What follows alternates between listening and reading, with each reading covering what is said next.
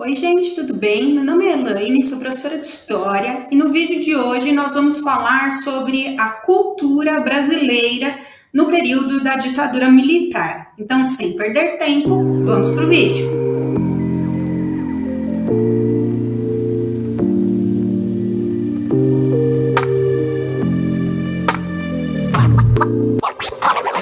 É importante lembrar que em meados da década de 1950 surgiram muitos grupos, associações, organizações que lutavam pelo direito da população brasileira, como sindicatos, movimentos de trabalhadores rurais e entidades estudantis, e que também a produção cultural naquele período foi muito grande.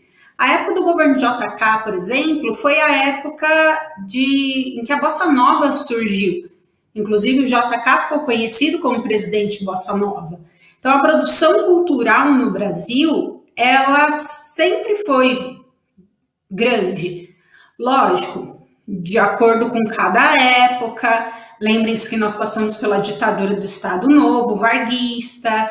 Então, vários momentos, em que, lógico, a produção cultural também se adequará a cada tempo. Até o AI-5, em 1968, nós podemos falar em uma produção cultural extensa. Lembrem-se que o AI-5, do dia 13 de dezembro de 1968, intensificou a censura. Não só os meios de comunicação, mas a produção cultural também. Mas mesmo assim, como eu vou mostrar já para vocês, os artistas continuaram aí lutando contra a ditadura militar e resistindo através da sua arte. A produção cultural do Brasil, nas décadas de 1960 e 1970, ela expressava a luta dos jovens por um mundo melhor. E aqui nós temos, em alguns momentos, a influência do movimento hippie, que surgiu nos Estados Unidos. Nós podemos considerar que nós tivemos artistas engajados que utilizavam a sua arte a serviço da revolução política. Então, a sua arte servia para conscientizar a população dos problemas e das injustiças do cotidiano. E havia aqueles artistas que acreditavam que a vida das pessoas só mudaria através da mudança de hábitos, através da mudança das práticas cotidianas. E aqui a gente pode relacionar um pouco com o movimento hippie. Aliás, se vocês quiserem, depois eu faço até um vídeo sobre isso. Até 1968, então, embora o Brasil vivesse sob uma ditadura, os artistas ainda tinham um pouco de espaço para manifestar suas opiniões, para protestar, para criar formas de expressão através da sua arte.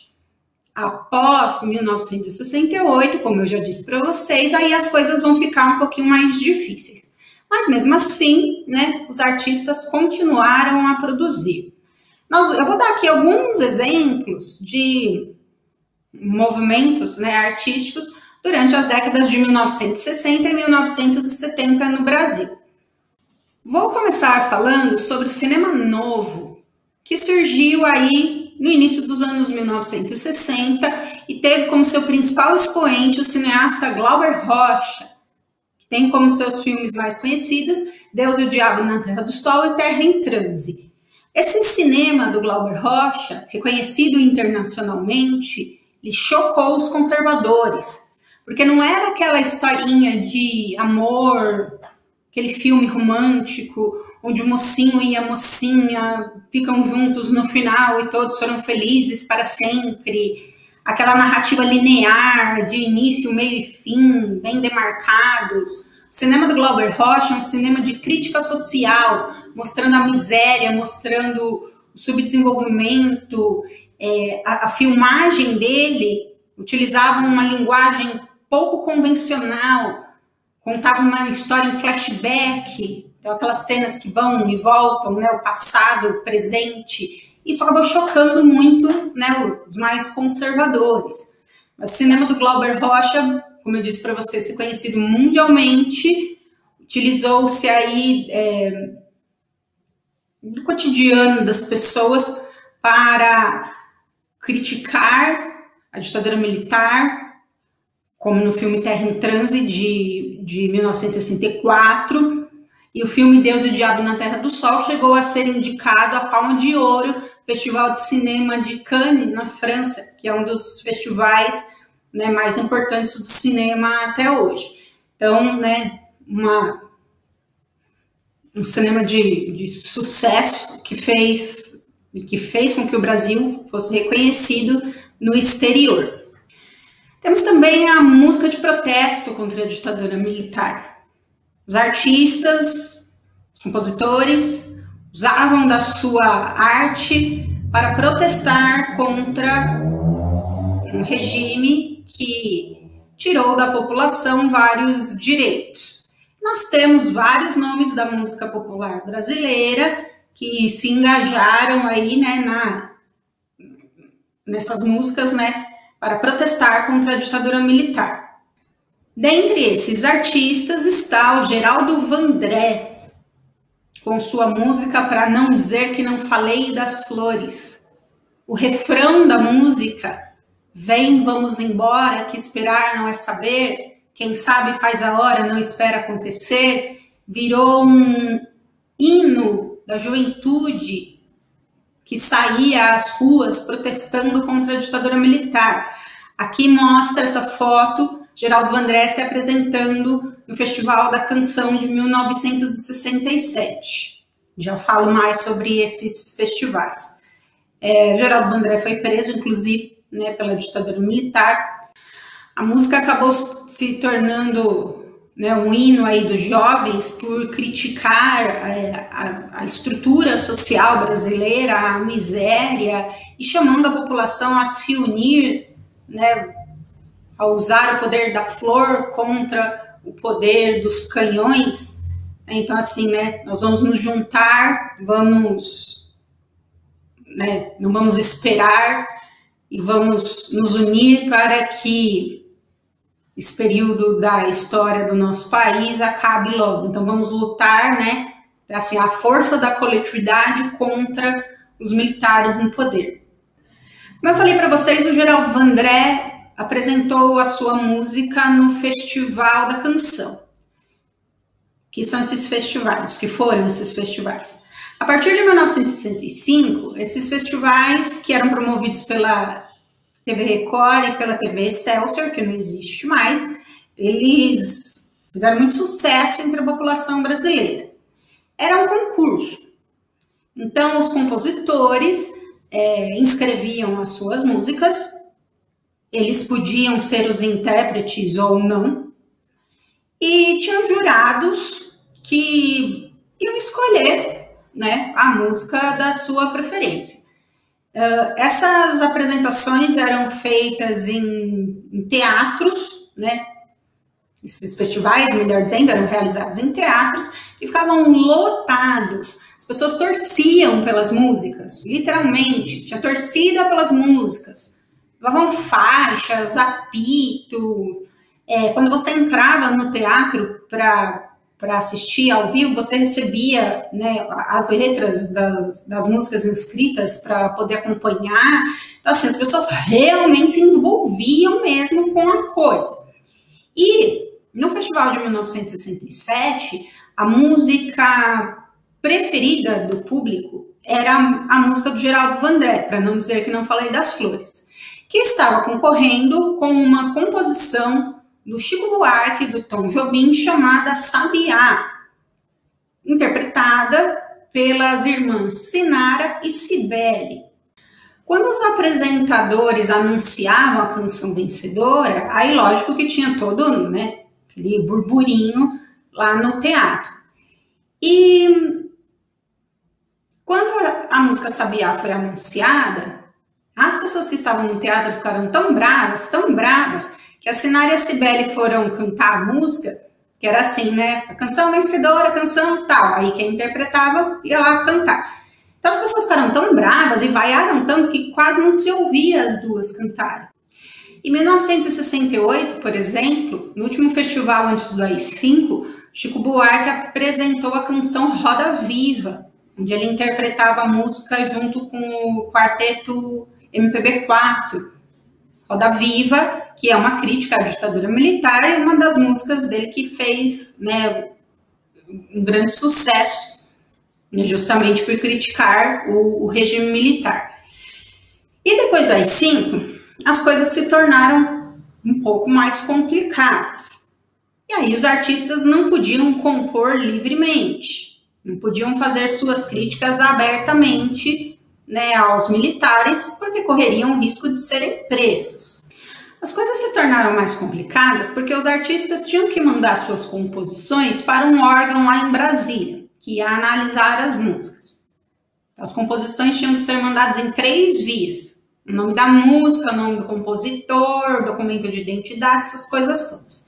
E aí artistas como Chico Buarque começaram a compor músicas com metáforas, com frases de duplo sentido, com críticas veladas, então não explícitas, para que, né, pudesse passar pelos censores. Chegou uma época que os censores viam lá Chico Buarque e já davam um carimbo de vetado, que era um carimbão assim, escrito vetado, e eles carimbavam a música. Então era assim, Chico Buarque vetado. Chico Buarque não compôs só músicas de protesto contra a ditadura militar. Ele também é escritor, ele compôs músicas para cantoras da MPB, músicas românticas. Então viam lá, né, vetado. Aí Chico Buarque enganou os militares. Ele criou um personagem chamado Julinho da Adelaide. O Julinho era um rapaz que vivia na favela da Rocinha, no Rio de Janeiro, filho da Adelaide, casado com uma moça chamada Jurema. Como Julinho da Adelaide, Chico Buarque nos mostrou 2 composições. Acorda Amor, que tinha como primeiro título Chama o Ladrão, e aí foi vetado. Chama o Ladrão é o refrão da música. Então, por que chama o ladrão? Porque a polícia são os militares e eles não vão poder te ajudar. E a música Jorge Maravilha. Tem uma história que envolve essa música. Chico Buarque até hoje diz que não é isso. A história que corre é a seguinte. A filha do presidente Ernesto Geisel, né, um dos presidentes da ditadura militar, uma moça chamada Amália Lucy, seria super fã do Chico Buarque. E ele ficou sabendo dessa história. E aí ele teria composto a música Jorge Maravilha, cujo refrão diz: você não gosta de mim, mas sua filha gosta. Ele diz que até hoje, né, não tem nada a ver com isso. Estou falando só de uma história, né, de um pai que não gosta do namorado da filha. Depois que acabou o AI-5, né, que a censura da imprensa acabou, Chico Buarque acabou revelando que Julinho da Adelaide era ele, na verdade. Então, ele acabou aí driblando a censura, né, mais uma vez. Uma das canções, de protesto mais conhecidas é a canção Cálice, composição de Chico Buarque e Gilberto Gil, de 1973. A música foi censurada. Aí é um jogo de palavras, né? Cálice, de cálice, né? De um pequeno copo, com cálice, do verbo calar, né? Então, você se calar. E a música foi gravada em 1978 pelo Chico Buarque e o Milton Nascimento. E Gilberto Gil não quis gravar a música. Ele diz que essa música remonta a um período muito triste da história do Brasil e que ele fica triste. Então ele não quis, né, gravar a música. Cálice é um dos grandes sucessos da música popular brasileira. Chico Buarque tem uma extensa obra de músicas contra a ditadura militar, acho que não caberia em um único vídeo, mas como eu disse para vocês, ele não fez somente músicas, né, contra a ditadura militar. Mas não foi só isso que teve, né, de produção cultural no Brasil. Tivemos peças de teatro que criticavam a ditadura militar, atores que foram presos, novelas da Globo que foram censuradas, inclusive no dia da estreia, a novela Prontinha, censurada. E tivemos também outros movimentos musicais que não só esses de crítica à ditadura militar. Um desses movimentos é a Tropicália, que nos revelou nomes como Caetano Veloso e Gilberto Gil. Os artistas da Tropicália, eles recebiam algumas críticas dos artistas considerados engajados, que falavam assim: nós estamos vivendo uma ditadura militar e vocês não estão nem aí. Na verdade, a questão da Tropicália é uma questão estética, digamos assim. Uma mistura de sons. Vamos misturar os sons tipicamente brasileiros com sons das guitarras, do rock. Então tem alguma coisa assim, né, de mistura de sons, vamos dizer, de testes, né? Vamos testar essa mistura de sons para ver se fica bom. Uma das canções mais famosas da Tropicália é a canção Domingo no Parque, interpretada pelo Gilberto Gil e o grupo Os Mutantes, do qual a Rita Lee fazia parte, em um dos festivais da canção. Canção Alegria, Alegria, também do Caetano Veloso, é outra que ficou bem conhecida, que diz caminhando contra o vento, sem lenço, sem documento. Então, uma canção que fala da juventude, né, como um todo. A Tropicália foi um movimento importante também. Assim como a Jovem Guarda, sucesso de público.